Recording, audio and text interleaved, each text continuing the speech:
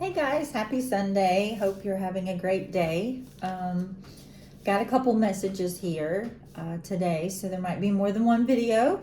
I'm in a new location. I am sitting in my dining room, and it's one of my most favorite spots to, I don't know, I just like the decorations. I like the brightness of the light. I like my saying here. It says, I've seen the goodness of God. And I have seen the goodness of God. And so I love to have that on my wall as a reminder of just all the many blessings that God has given me and continues to give me. And I'm just so thankful. So the message this morning is on, I don't know. Okay. I don't know. I really do know. That's the message. I don't know. So I think in life, sometimes we think we know everything. Sometimes we, are educated in the area in which that we were trained. I'm an art teacher, an artist, also a social emotional learning specialist. But I also have a brain or a mindset that says, I don't know. I'm a forever learner. And I think to have a growth mentality, you have to be able to have a mindset where you don't know everything. Okay? You don't have all the answers. And instead of pretending that you do, you need to humbly and just humbly say, I don't know. I say that to my children. I say that to my students. And I say that to my friends if they ask me something and I say, I don't know. One memory comes to mind is we were driving, my daughters and I were driving to the beach. And I think it was to the beach. Anyway, we were traveling and there is this point traveling, like we're headed to Tennessee. I can't even think of it. My mind is just going blank. But, they said, what does that mean? My youngest daughter says, what does that mean? Like, why is it called that? And I'm like, I don't know. So let's look it up. And so we looked it up and we educated ourselves on the meaning of that. Also, my youngest reads books a lot, and so do I. And like, if she's not knowing a word in that book, she'll say, hey mom, and she did that yesterday, can you look up this word, this definition? Because I've always told them that, growing up, if you don't know something, don't be left with not knowing. I mean, that whole concept of just excusing not knowing, I just can't grasp it. Like, I don't know why you wouldn't want to learn what something means or what it stands for, what it represents, or why. And so, I made a video on the power of the why, but this is the power of the I don't know. Okay, I don't know. So I need to look it up. I need to search. I need to, and like in our jobs, some people say, well, fake it till you make it.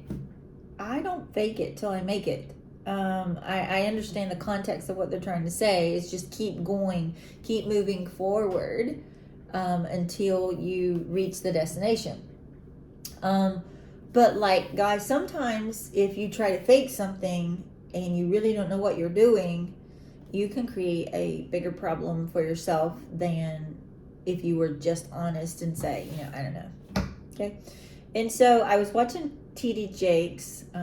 He's a great person that I listen to a lot, and it's called Intentional Flooding. That's the message, and I post it on Facebook. So any kind of talk I give, I usually have been inspired by a message or something has been really weighing heavily on me, and it just kind of like confirms that I might need to speak about that. And so, intentional flooding is when God brings about a flood in your life where you're forced to make decisions. You're forced to do things and react. Okay. So,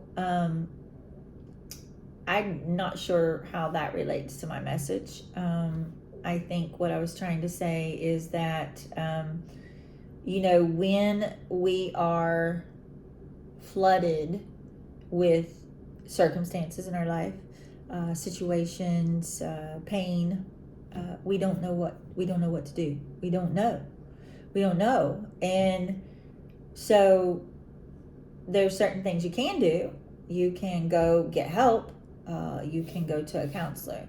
You can go to a group of friends. We have a support group at the studio, Create Studios upstairs, or Create Studios Education Training Center. Like, we have women coming who are in circumstances in their life, they just don't know what to do. I don't know what to do next. I don't know how I'm going to make it. I don't know how to deal with this person. I don't know. It's always, I don't know. And, getting with the Lord and taking it to Him and just asking Him to show you. Sometimes not knowing, and you bring it before Him, He can tell you what to do. I mean, like He most always usually does. Put something on your mind that can direct you in a step that you might know what to do. Or, a thought might come into your head and you say, oh, I need to call that person, and that person. Or I need to go do this. And then when you go to do that, you run into somebody, and then they're exactly the person that you needed to talk to. But had you not gone and, say, mailed the letter today, and you didn't see them at the post office, then you wouldn't have ran into that person. Okay, so does that make sense? You have to, when you get thoughts onto your brain about things, questions, not knowing, then you need to research. You need to take it before the Lord. He's in everything. He cares. He's in the details, and He's in it with you.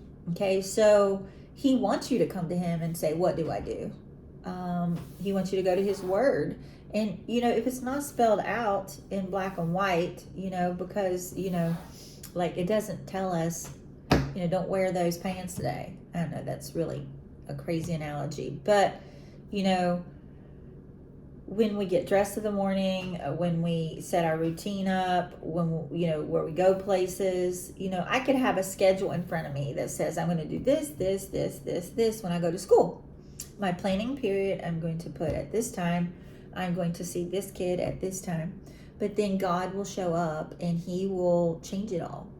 Now, I can be flexible, and which I have to be, because I know that it's divine intervention. And so when a kid is sent to me and it disrupts my whole schedule for the day, I can be rigid, I can be not flexible, and I can just say, no, I can't see him.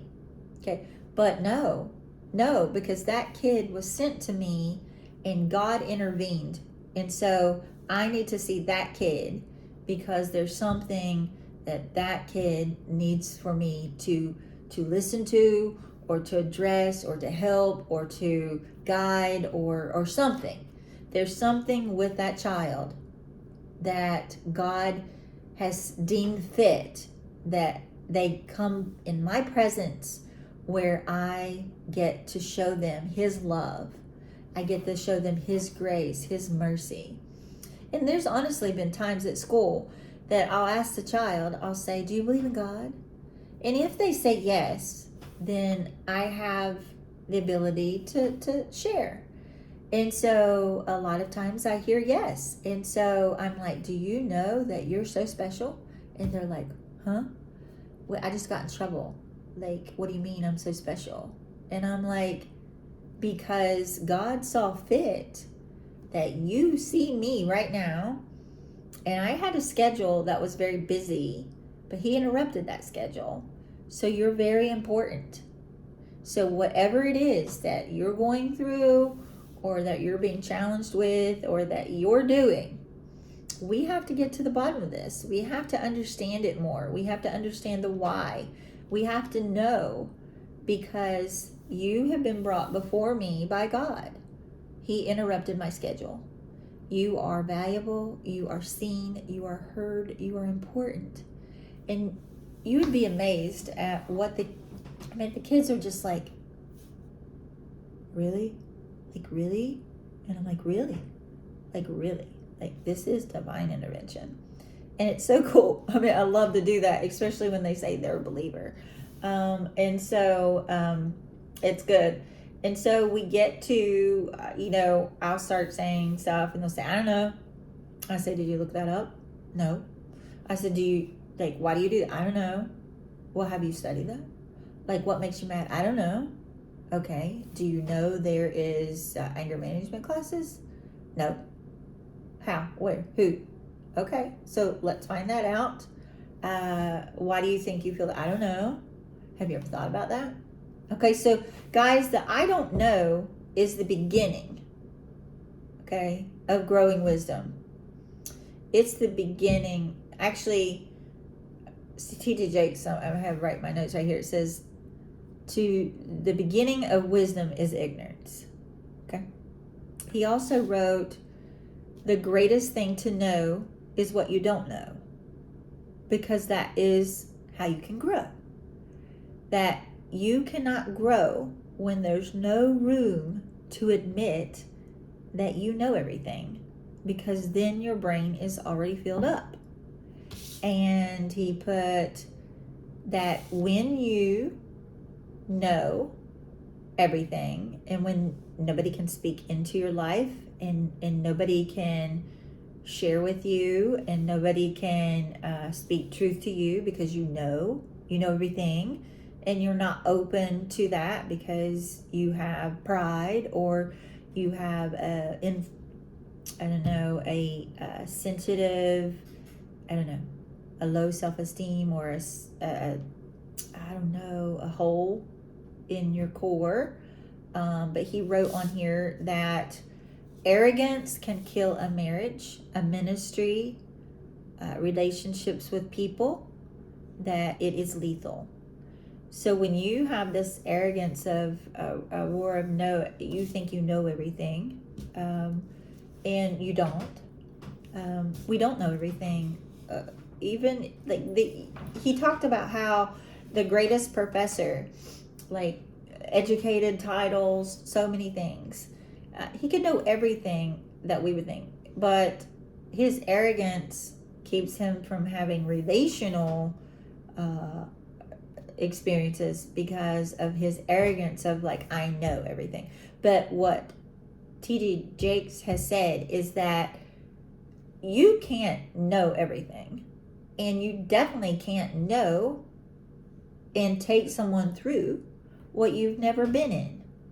Okay, so we are so quick to judge. We're so quick to think we know everything about situations, about people, about, just because the picture has been painted one way, we know that must be the truth. No, that is not truth. And we are blinded by that truth because we think we know. But because we're not in that situation, not in those shoes, and there's a phrase don't, if you haven't walked in their shoes, you can't judge, or don't try to speak to me if you've never walked in my shoes. Okay, that is so true, guys. You can harbor feelings about a certain person, and you not even know them, and you not even try to understand or know them, and you place this judgment on them based on what you think you know. And a lot of people can manipulate things.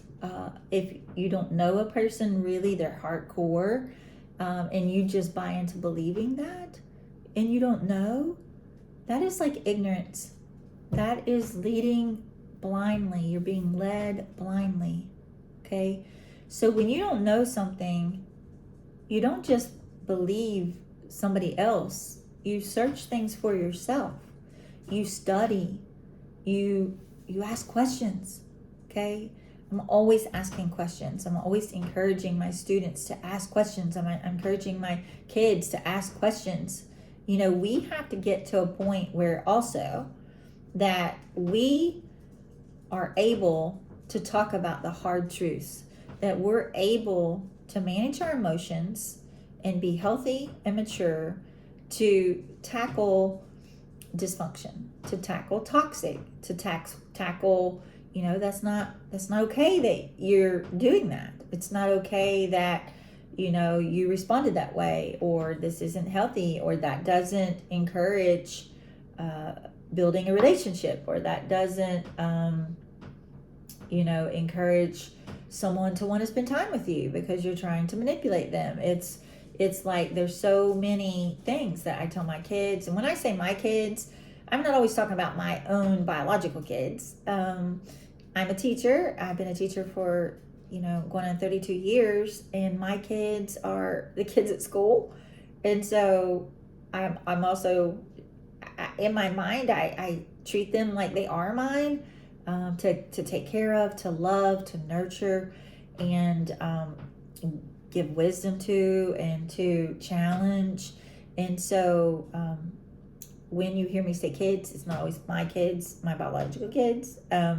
It's often also time. It's often the kids at my schools, and because I work at a school of kids who are at-risk kids who are in the system, and also in the juvenile system,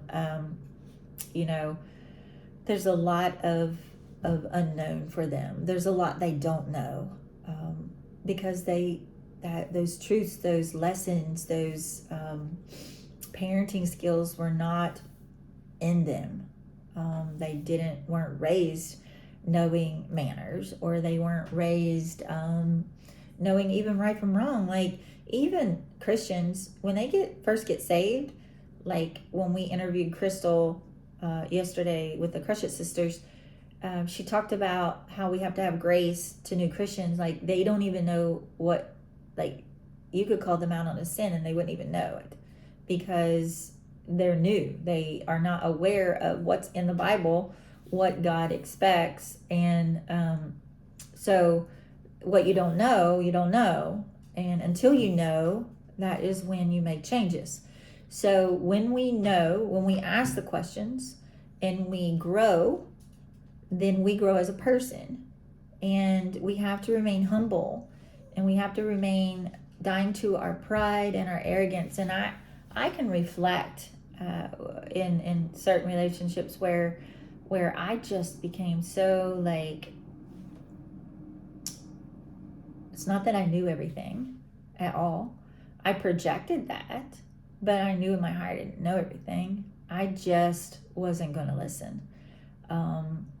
There was no listening because of circumstances. So you can be put in situations where you're not always functioning at your best self, and not walking in the Spirit by far, and like your own trauma and your own toxic traits. Because guys, we all, I don't know about you, but like, I'm nothing without Jesus. I'm nothing. Like, I am horrible in the flesh. If I am not laying down my life daily, surrendering to the will of God, then I can really be bad. I can be. And especially if you put me in a corner, I am a fighter.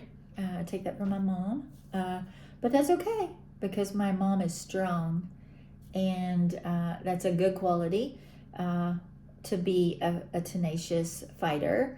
But it's how you do it. You don't want to fight and sin, and so that's where you kind of have to show discernment. But that's a whole nother thing. That's a whole nother stuff. I'm off from rambling, which I can do a lot. But to draw you back in, guys, be a forever learner. Don't think you know everything. And don't think you know everything about people. Don't judge. God says if we do that, we're going to be judged too. And so even when you're hurt, I know I've had my heart broken. Not once, but lots. And like those who broke my heart, I still try to understand why. Still try to extend grace and mercy in my prayer life. And I'm working hard, overcoming things where, that it's okay, but I know love's hard. I know when you get hurt, it's hard. And just keep an open mind and try to understand the person, and try to understand why you do what you do, and know. So don't think you know everything. Continuously study. Be a forever learner and keep growing. Happy Sunday.